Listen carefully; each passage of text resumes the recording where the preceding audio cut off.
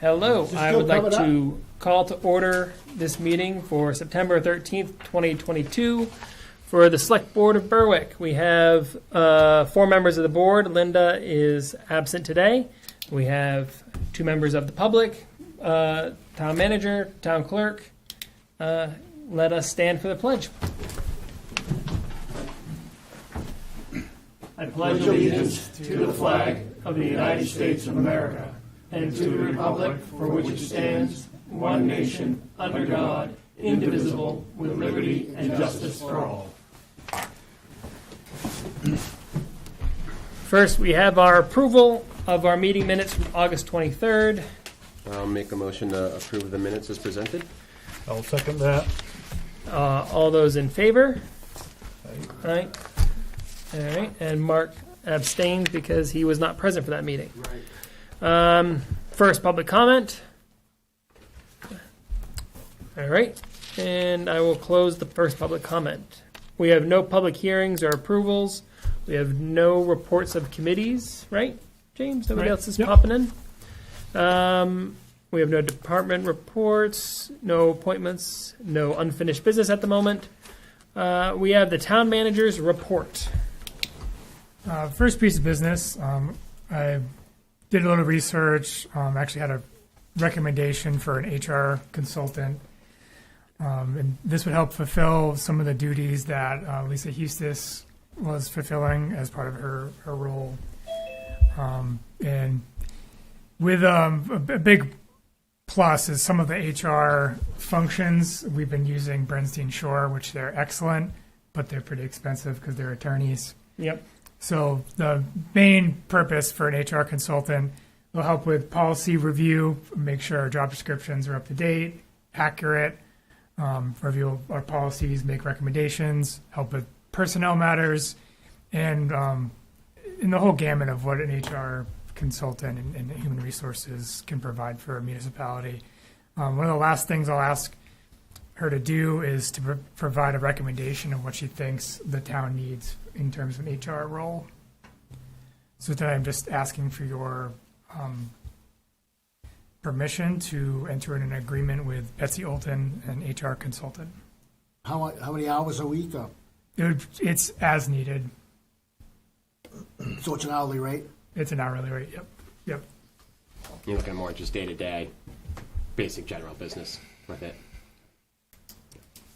Typically, like any, a lot of the contractors we have, sometimes it's 5 to 10 hours, sometimes it's very She minimal. always just does it for towns? And she sits on HR boards. She's actually pretty renowned. I've brought her up to a few folks around, and she has a great reputation and comes highly regarded. I think Linda also said that she knew her as well. Oh, she did. From her experience in HR stuff, so she didn't have anything negative to say. I think it's a good idea, especially while we don't have that person right now in the town administration, and they can give us a full overview of whether we need to hire on a full-time person or if the consultant can work, or if there's some stopgap measures, within the town itself that would work better.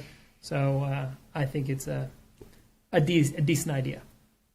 Yeah, I looked over the proposed contract, and it's an hourly rate, and it's an open-ended contract, so when we no longer need her, there's no penalty or anything. We can just end the contract. So I'll make a motion that we enter into a independent contractor contract with her name again? Betsy Olton. Betsy Olson for HR position.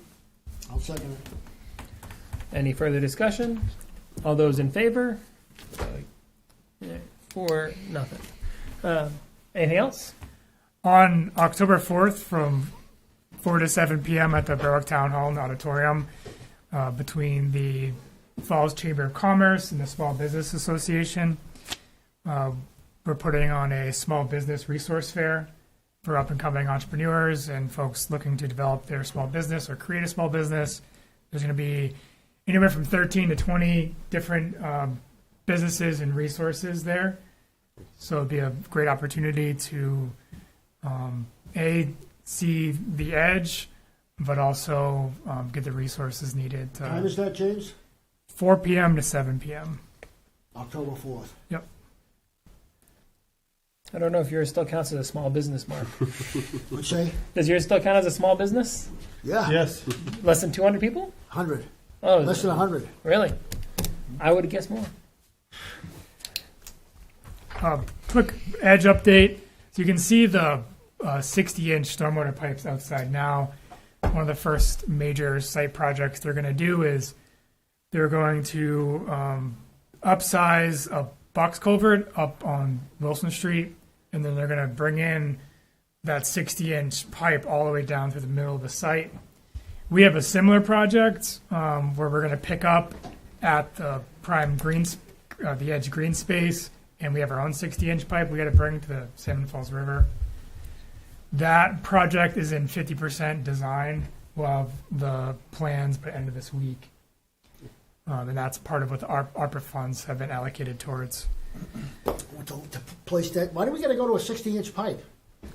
The So we got the road's going to have to be torn up the whole 9 yards. Yep, and it's going to be torn up anyways for the street project and sidewalk project we're doing in the year after. Yeah. So the timing works out. The reason why it's got to be 60-inch is because all the water from Pine Hill comes down, and it gets piped from Pine Hill to Wilson Street, and then the stream from by the fire and police station that gets piped and coalesced all the way down. That's where the retention ponds are at the fire station, right? That's where it comes through? Off to the side of it, down in the trees. But Like in between the The road and the, I know. public safety way, there's a stream that goes in there that's historically with Prime was piped through the. Not really that big, is it? yeah, What's that? Not much water comes down through. Oh, it is. depends on the When time. it rains It- hard, it backs up halfway up the hill. Those ponds, probably the last rainstorm had not filled up, but had water in them, Yeah. maybe a couple feet.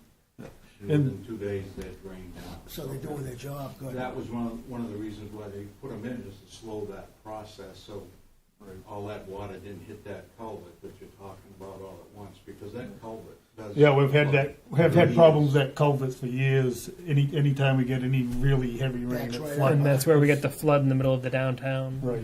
So this really should fix it. I mean, we're upsizing it. They're doing a major upgrade, and they're doing it. Great Falls Construction is doing it because it's the right thing to do, and they didn't have to. Like they could have kept it as a 48-inch pipe and then dealt with flooding down the road, but they saw it as the right thing to do at this time. Did you have a timeline of when they're going to tear up Wilson Street?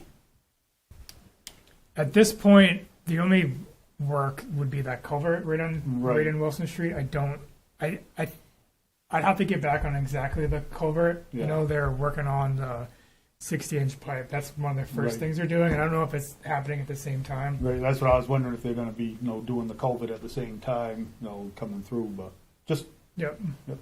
So it's gonna stop right before the gas station across the street for now, right? It's gonna stop at the grass area at the edge. Yep, right across the street.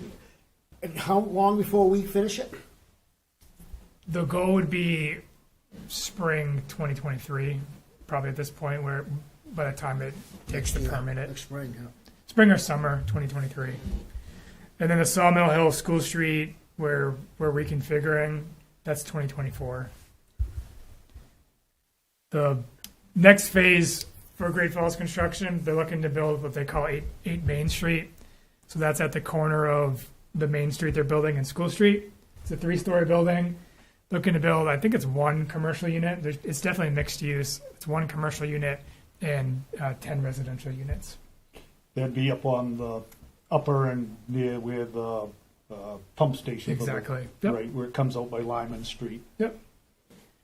And tied in with that phase, they have a drive-through they're working on, and coffee shop and a bank. That's the next phase. A Dunkin's? Not allowed to say. Probably a Roman joke. No comment. That's what you have to learn, James. The politician is no comment. At this time. And I'm done with my town manager's report. All right. Selectmen Communications. The only communications we received was from the Federal Aviation Administration about a change in life flight helicopters routes, which may increase helicopter traffic over our area. But that's not for certain yet. It just is a maybe, and they wanted to give us a heads up. We'll keep you up to date. Approval of accounts payable and payroll warrants. Got a big one today. So, make sure these are in order. We have payroll warrant number 14 from September 1st in the amount of $73,594.85. Payroll warrant number 15 from September 8th in the amount of $76,029.58.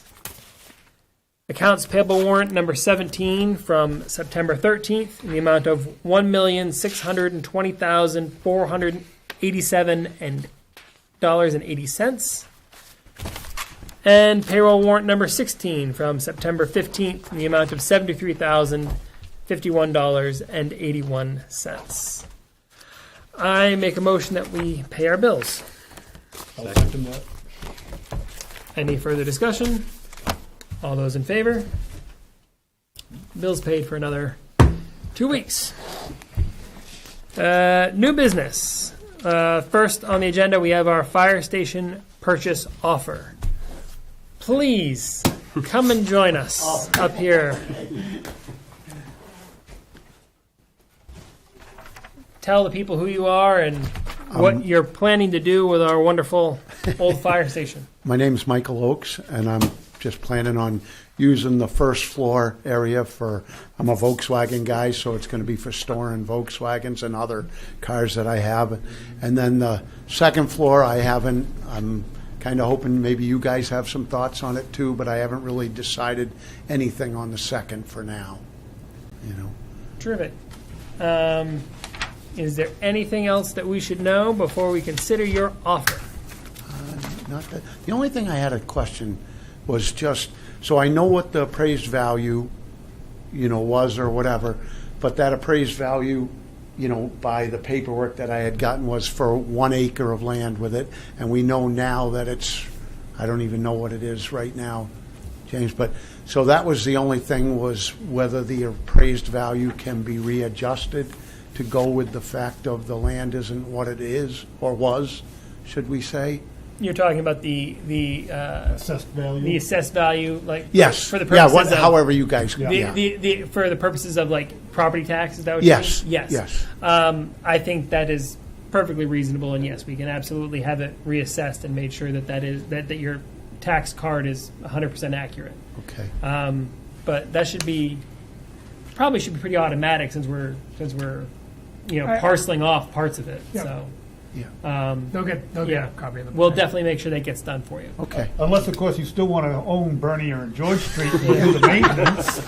Well, I said, I'm better without it. Okay.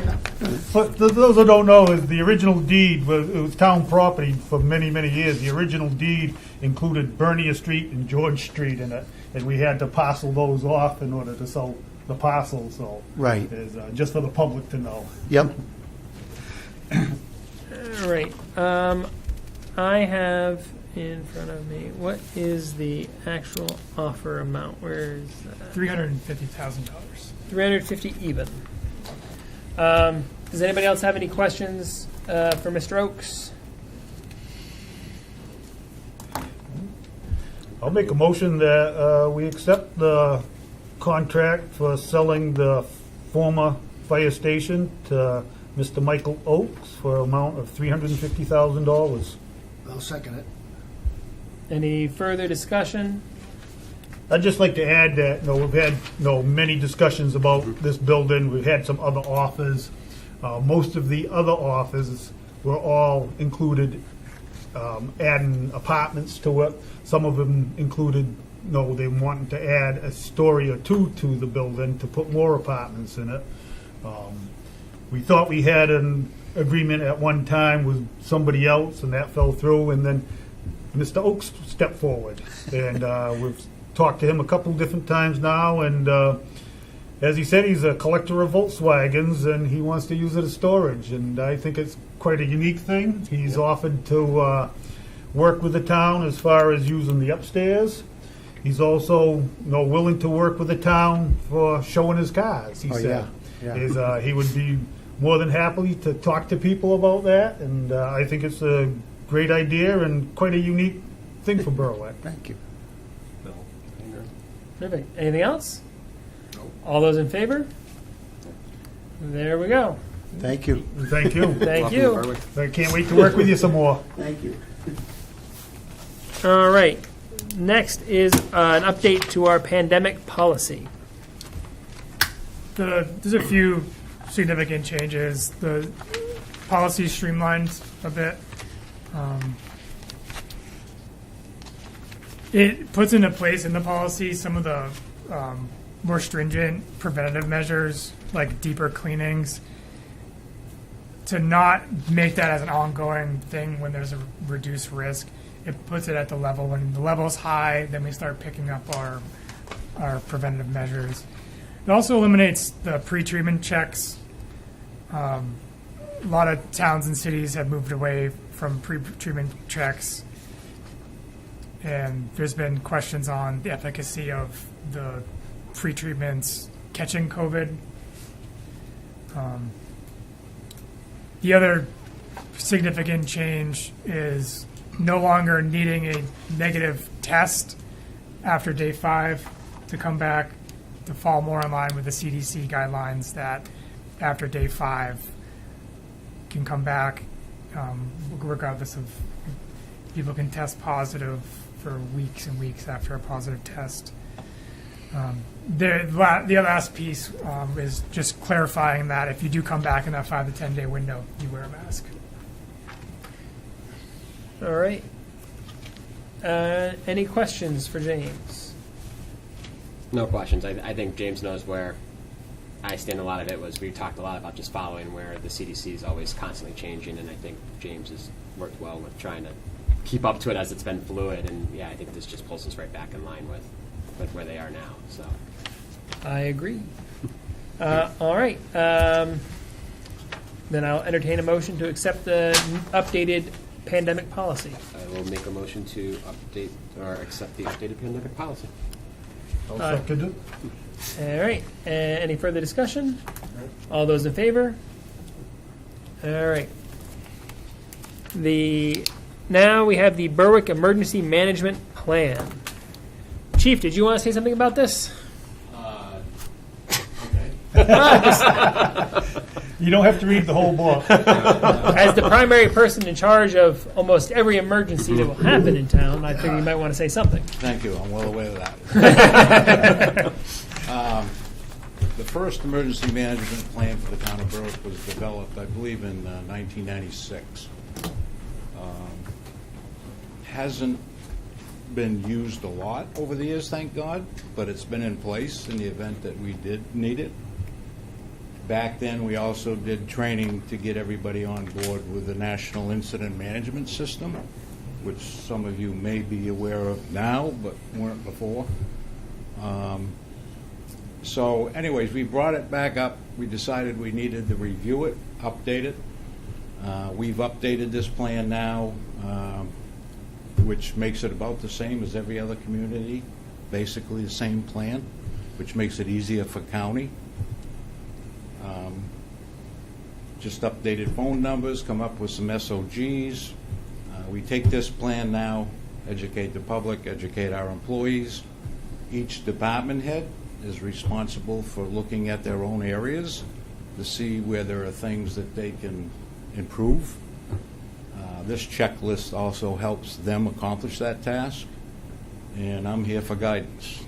James is overall responsible, then it's me as emergency management director, but we've come a long ways. I think the plan is pretty well where it needs to be right now. We are working with the Red Cross to get them in here on discussions on shelters. We'll see that we've listed the old shelters. Excuse me. Those need to be updated. Right now, in the event that we needed an emergency shelter, what's happening within the county is York County Emergency Management normally opens up Marshwood High School, and that Marshwood High School is basically for Berwick, Lebanon, anybody that needs it in this area, southern New York County. And the reason why they do that is because they don't have enough staff to run it, they don't have enough equipment, so it's something we're going to be constantly working towards. Hopefully we'll never need it, but it'll be in place if we do. One thing I would bring up that except for the last couple of years during budget season, we've talked about emergency management funding for the town, and usually I could convince the town manager to put something in it, and we've been putting about $1,000 a year in it. And right now, I think we have in that fund about $4,000, which, if we have an incident, Would be gone in about the span of not 12 going to seconds. be anywhere near enough. So when budget season comes up, we should take a look at that as far as the town and start putting a little more money aside. Other than that, if you have any questions on the plan, our plan now is to, if you approve it, get it out there and start making our townspeople, employees aware of it.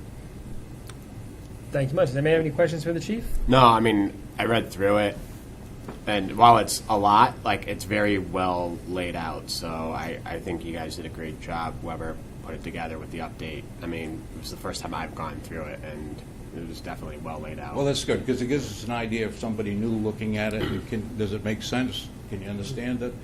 It's tried. We've tried to make it as simple as possible. Thank God we haven't really had to implement it at this point. But I mean, we've done scenarios. We've done over the years. We've dealt with hurricanes, floods, ice storms. This is New England. You're going to have that type of thing, and most people are on board with that. So, James, anything you want to add? I just think the way I look at it is I think at some point we're due for an ice storm, we're due for a flood.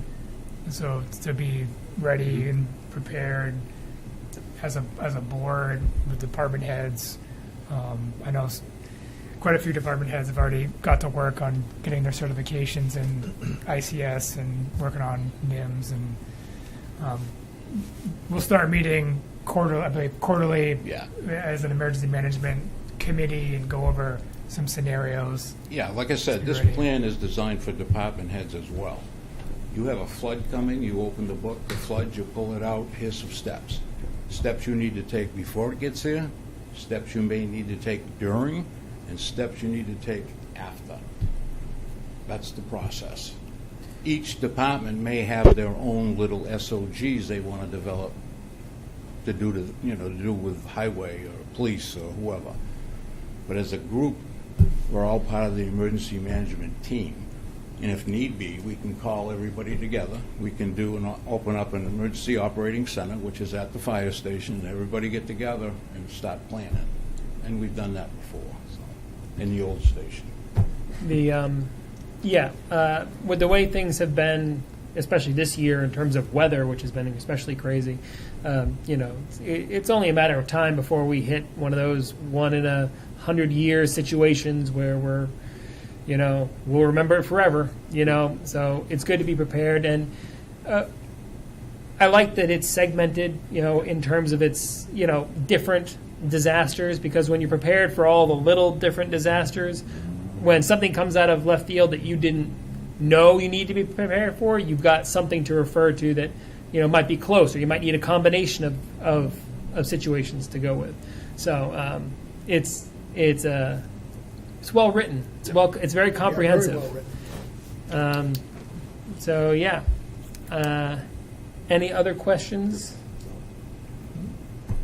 In the emergency management field, we call planning for the worst and hoping for the best. Yeah. And that's what we try to do. Not only in emergency management, but in fire after too. You plan for the worst case scenario and hope for the best. I would hear a motion about accepting the emergency management plan. I'll make a motion that we accept the updated emergency management plan as presented to us. I'll second it. Any further discussion? All those in favor? All right, accepted. Take that home with me again. There you go. This was already mine. I brought this back just to show that I read it. You know, I just wanted to make sure people knew I didn't lose it. I didn't bring it home, put it in my garage, and then just never look at it again. We appreciate that. Yes. Just, So- if I could say one Yeah, go ahead. more thing. Tom brought up Captain Barnes' monument that we've been working on for 3 years. All the parts of that are in now. They've been placed. We're trying to do a wall, small stone wall around that. We're working on it. As far as the dedication, when that time comes, I'm not sure if it's going to be between now and March 1st of this upcoming year. If it is, we'll do a dedication as well as Joel's service on that day. If we can do it beforehand and make it a little bit easier, we'll also try to do that. It's just not coming together as fast as we'd like. But if any of you would like to see it beforehand, we have pictures, or you're more than welcome to stop up. We can uncover it. We have not uncovered it at this point. I'm not even sure that his parents know that it's there at this point, but they will. So if that answers your question, and the board will be invited to all that Yeah. when it happens. I would prefer to be surprised in the moment when see it with everybody else. But yes, of course, we would love to attend to that. So please just keep us updated when. I was surprised to see it. So. All right, we thank you very much. Chief. Next, we have the field user agreement, which I imagine is why Angela's here. Hi, Angela. Hey guys, Hello. I talked to James earlier today. We met with Ian earlier today to discuss all of our stuff. And he's actually going to send it over to his lawyer to review some of the stuff and add more stuff to it. Because there's some components in it that we need to revisit. And then Shannon and I have been working on it most of the day today. So, to readjust it all. So we'll have it to you guys for the next commission meeting. Or hopefully by the end of this week. Okay. All right. So, anything we should be concerned about, or is it just ironing out the details? Yeah, just ironing out the details so we don't have a draft anymore. Gotcha. But to really put it all together so it's an official document. All right. So the next person that comes in will have something to go by. Okay.